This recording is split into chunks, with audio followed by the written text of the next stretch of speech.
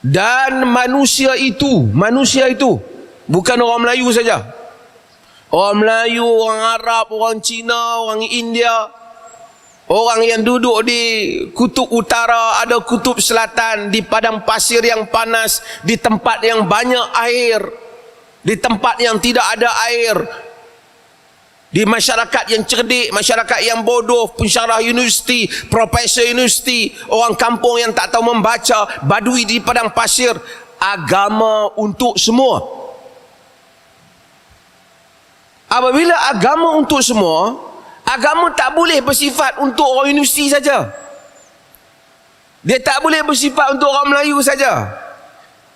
Islam is for all. Agama untuk semua. Itu yang kita sebut rahmatan lil alamin. Itu bukan slogan politik. Itu adalah ayat Allah.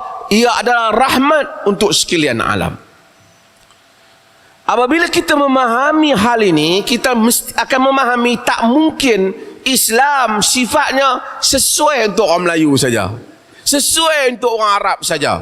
Hukum hakamnya tak akan begitu. Hukum hakamnya mesti sesuai for everybody.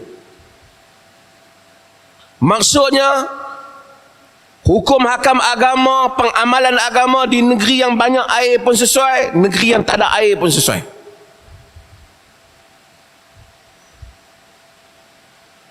Di negeri yang orang sihat pun sesuai, orang tak sihat pun sesuai.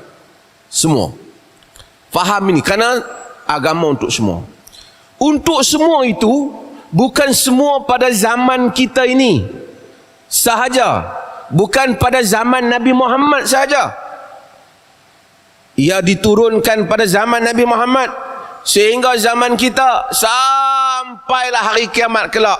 Agama mesti still valid. Agama mesti terus sesuai. Jadi kalau apa-apa penerangan agama, penghukuman agama yang keluar daripada mulut ustaz ke mufti ke syekh yang tidak valid, tak mampu dilaksanakan, tidak praktikal, ia bukan agama yang dimaksudkan oleh Nabi Muhammad sallallahu alaihi wasallam. Kena clear hal ini. Sebab Allah kata agama ni dihantar untuk manusia. Sebab itu yang kita lakukan. Allahu Akbar. Setiap hari surah yang wajib kita baca, Alhamdulillahi Rabbil Alamin. Segala puji bagi Allah, Tuhan seluruh alam. Alam apa saja. Ia bukan alam orang Melayu saja. Ia bukan alam orang Islam saja. Ia semua. Bila kita faham ini, kita faham keadaan manusia berbeza-beza. Saya duduk dalam dewan ini, kalau gambar ni diambil lagi, disimpan lagi 50 tahun mungkin, orang akan heran. Pasal apa mereka mari dengar ceramah mufti pakai tutup hidung dan mulut? Tak tahu. Sebab kita mungkin juga pasal keadaan berbeza. Kita dulu tak pernah terbayang hal ini berlaku. Kalau kita nak cerita pada anak cucu kita bahawa pada satu masa kami hampir setengah tahun kerajaan tak bagi keluar daripada rumah, duduk di rumah, pergi bekerja pun tak boleh, dia akan heran. Pasal apa? Kerana dunia berubah, ada kejadian-kejadian yang mungkin tak dikenali pada zaman lain, dikenali pada zaman yang lain, tetapi agama still valid.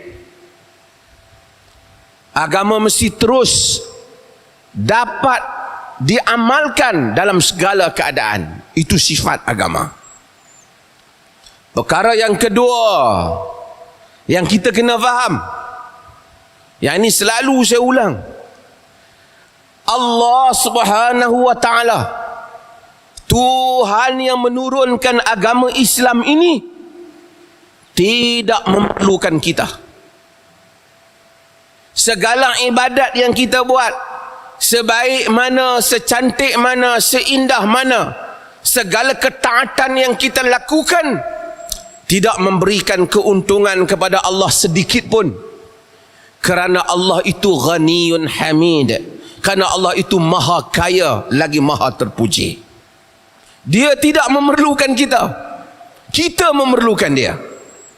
Maksudnya, jika semua kita menjadi hamba Allah yang paling saleh, sesaleh hati Nabi Muhammad sallallahu alaihi wasallam, tidak menambahkan sedikit pun kebesaran kerajaan Allah Jalla wa'ala, kerana Allah itu maha besar dan maha agung tanpa memerlukan kita. Jika semua kita menentang Allah, sejahat hati syaitan dan Fir'aun, tidak mengurangkan sedikit pun kekuatan dan kebesaran kerajaan Allah yang menguasai langit dan bumi.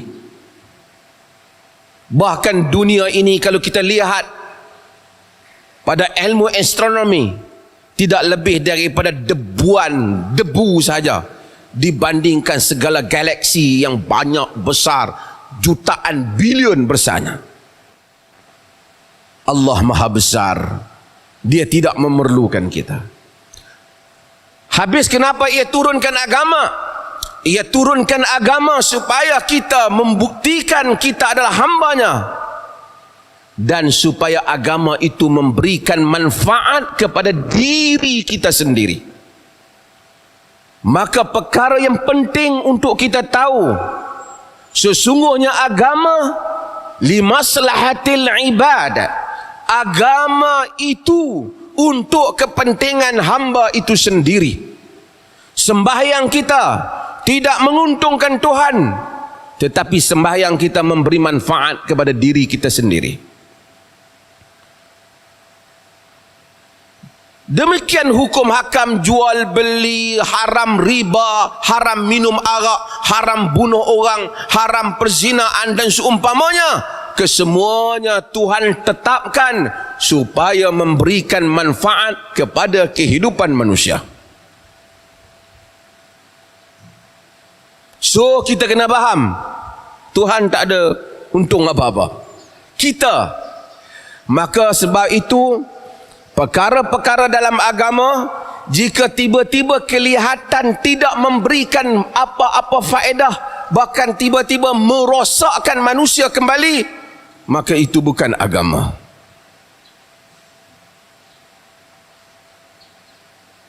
Sebab tu orang bertanya kita, pasal apa tak bagi orang pergi masjid pada musim PKP, masa musim Covid? Kita kata bukan kita tak bagi. Agama tak bagi musnahkan diri. Tapi agama suruh sembahyang, dia suruh solat, tapi dia tak suruh musnahkan diri. Pada hari hujan pada zaman Nabi SAW, hujan bukan virus. Nabi suruh muazzin sebut sallu fi rihalikum, sembahyang di tempat kamu. Tak mau membebankan orang, kerana Tuhan bukan nak mendera kita, dia ingin melihat ketaatan dan niat kita. Alif Lam Ra, tilka ayatul kitabil mubin, inna